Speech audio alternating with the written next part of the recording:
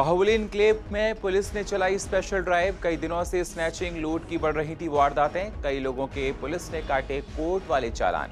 मौके पर आनंद विहार के एसएचओ रहे मौजूद।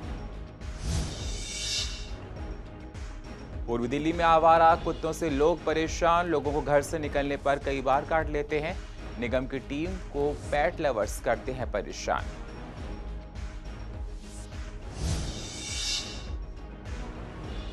पूर्वी दिल्ली में पॉल्यूशन से हवा हुई जहरीली। टूटी सड़क की वजह से उड़ रही है धूल।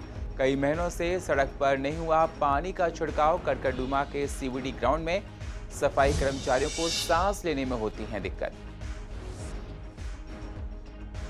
पूर्वी दिल्ली में फिर से बढ़ने लगे हैं कोरोना के केस। डॉक्टर्स का कहना, लोगों की लापरवाही से बढ़ रहे हैं केस। त्योहारों के दौरान लोगों ने नहीं लगाए मास्क। पॉल्यूशन और कोरोना मिलकर बन रहा है मुसीबत।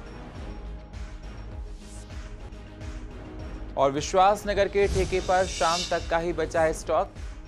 स्टाफ को ट्रेनिंग के लिए रोहिणी कनॉट प्लेस भेजा जा रहा है।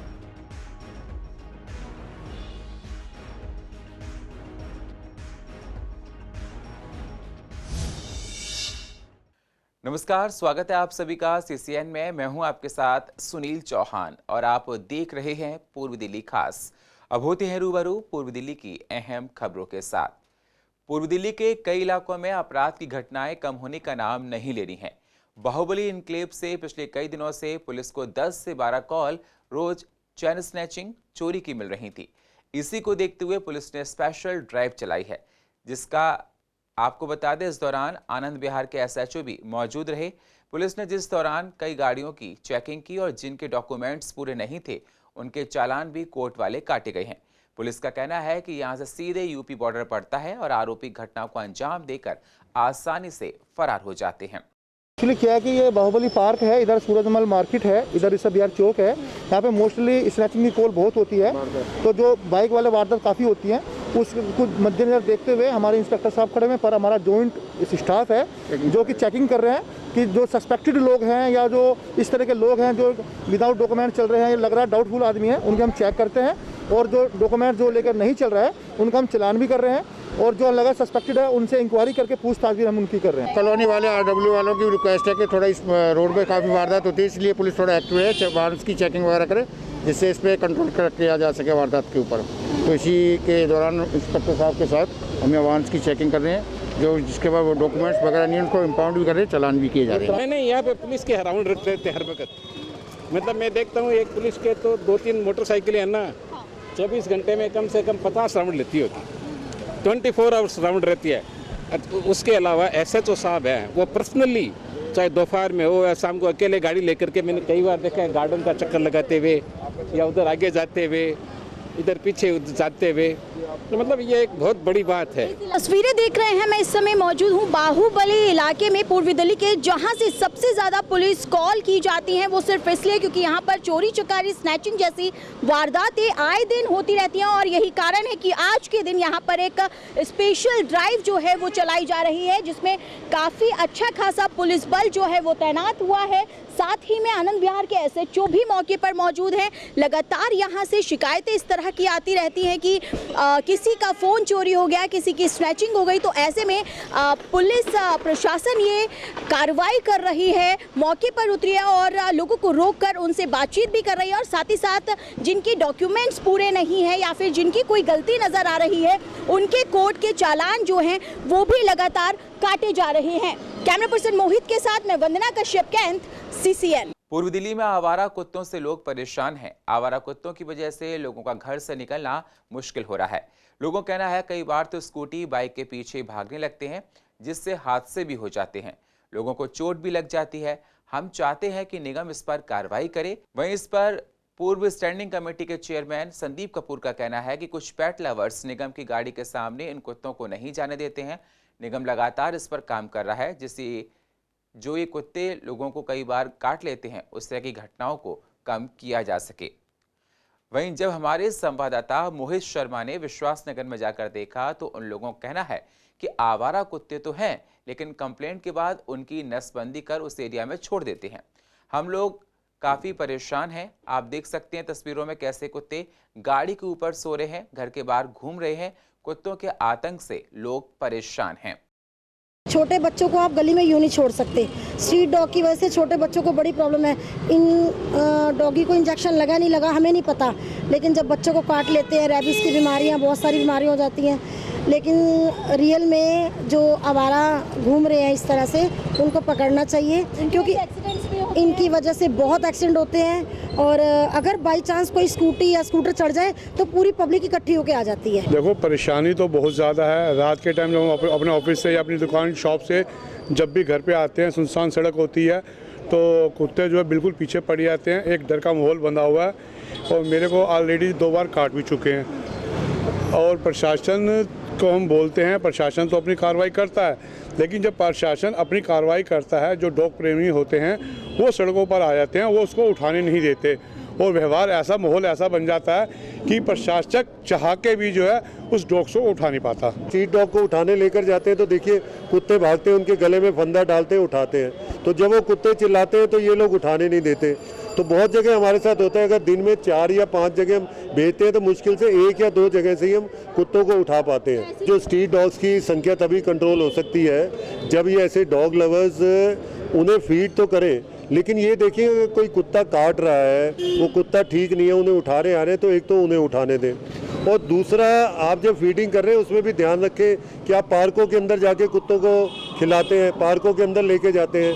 तो हमें दोनों तरफ से सोसाइटी को भी करना है और पूर्वी दिल्ली नगर निगम को भी करना है, और हम लगातार अपनी वैन्स भेज के कुत्तों को उठवा रहे हैं। कंप्लेंट करते हैं, सुनवाई भी होती है, ऐसा नहीं है कि सुनवाई नहीं होती, लेकिन कई बार हो जाता है लेट सवेर। और कई बार जो समस्या है जिसके लिए हमने अपने एमसीडी में हमने कई बार बोला भी है कि कुत्तों के लिए कोई ऐसी व्यवस्था की जाए कि जो उनकी नसबंदी करके, होता क्या है 5, 7, 10 दिन बाद वो कुत्तों को गली में फिर छोड़ जाते हैं, और उनके पास एक रीज़न ये होता है कि वो कहते हैं कि हम कहाँ रखेंगे। तो इसका एक सोल्यूशन या परमानेंट कोई ऐसा इलाज निकाले कि जिस तरह से अब हम देखते हैं कि गायशाला, गौशाला बनी रहती है, तो कहीं ना कहीं कुत्ते भी हमारी ज़िंदगी में एक बहुत अहम रोल है। अब तो उनके लिए कोई ऐसी व्यवस्था की जाए कि उनका पालन कहीं और किया जाए। दिक्कत का तो ये माहौल है कि हमारे घर के बच्चे जो है ना, घर से बाहर नहीं निकल रहे। तो स्कूटी लेके जाते हैं तो वो एकदम ऐसे डर लगता है उनको, तो वो निकल ही नहीं रहे बाहर कि कहीं काट ना ले, कुछ ना हो जाए। और फिर इंजेक्शन का तो है। मेरी जानकारी में 2 लोग तो मेरी जानकारी में हैं जो इंजर्ड हुए हैं। ये क्या पालतू कुत्ते हैं, किस तरीके से? नहीं, पालतू नहीं है, ये गली में घूमने वाले आवारा कुत्ते होते हैं, लेकिन इनका भी कोई स्थान ऐसा बनाया जाए कि व्यवस्था की जाए इनकी ढंग से। उनको ले जाते हैं, फिर वापस दोबारा वैसे ही छोड़ जाते हैं। मैंने 1-2 केसेस देखे हैं कि कुत्ते जो हैं ये छोटे बच्चों को काट जाते हैं, लेडीज़ के पीछे भागते हैं और बुजुर्गों को तंग करते हैं, और चारों तरफ से इनकी वजह से काफ़ी टेंशन सी हुई पड़ी है। इनके काटने से आपको पता है रेबीज़ की बीमारी हो जाती है और कई दफ़ा इंजेक्शन नहीं मिलते। तो मैं निगम से मेरी दरख्वास्त है कि इनका इंतज़ाम किया जाए और इंजेक्शन का इंतज़ाम भी किया जाए।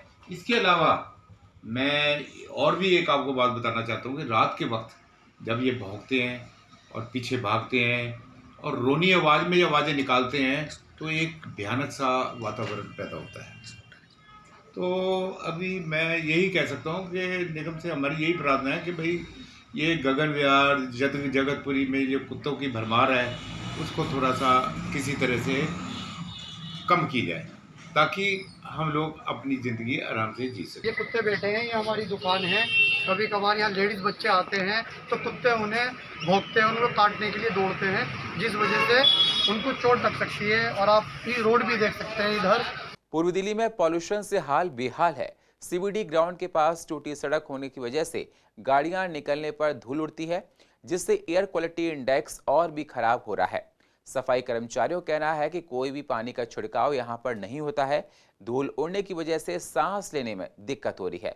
हम चाहते हैं यहां पर पानी का छिड़काव किया जाए, जिससे बढ़ रहे पॉल्यूशन से लोगों को कुछ राहत मिल सके।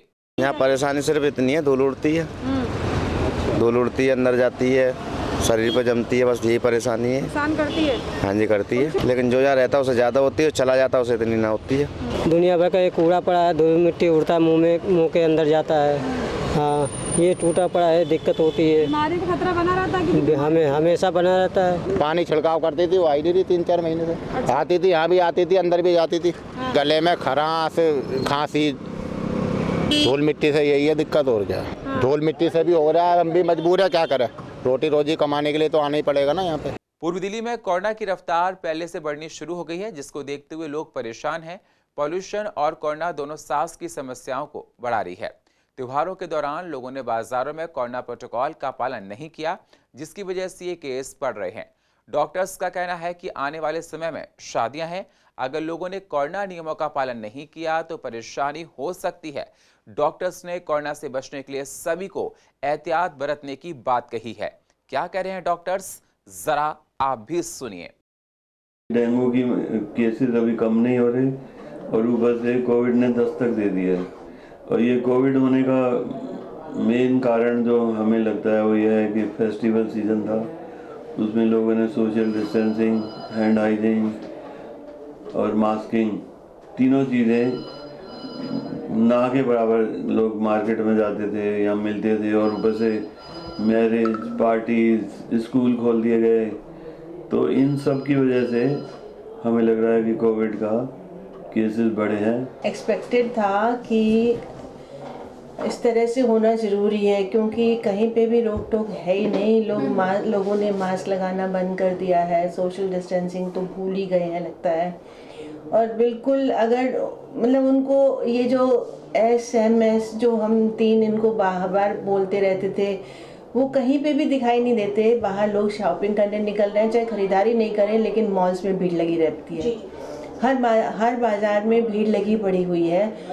लोग लगता है कि घर रह के इतना परेशान हो गए हैं, पर देश को भी बचाना है, लोगों को भी बचाना है, तो ये उनको ध्यान में ज़रूर रखना चाहिए। इस बार डेंगू, जैसे आपने कहा, डेंगू और कोरोना दोबारा से दस्तक देने लगा। हम लोग बहुत दिन से ये बात कह रहे हैं कि तीसरी वेव आ सकती है, तो इसीलिए जब शुरुआत होती है तो ऐसे 1-2 केस 4 केस से होती है। मैं आपको डराना नहीं चाहता, लेकिन निश्चित रूप से जब पॉल्यूशन भी होगा, डेंगू भी होगा, लोगों की इम्यूनिटी कम होगी, तो कोरोना फिर से दस्तक दे सकता है।